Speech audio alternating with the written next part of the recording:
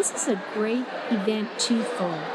The employers find out how valuable our students are, and then our students find out that they're needed.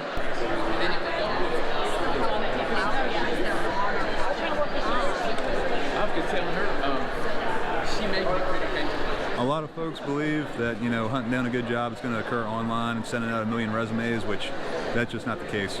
Getting in front of decision makers or people that can introduce you to decision makers and being able to talk and actually convey your personality, convey your skill sets in a meaningful way, that's what leads to employment. It's called a orange drink cup.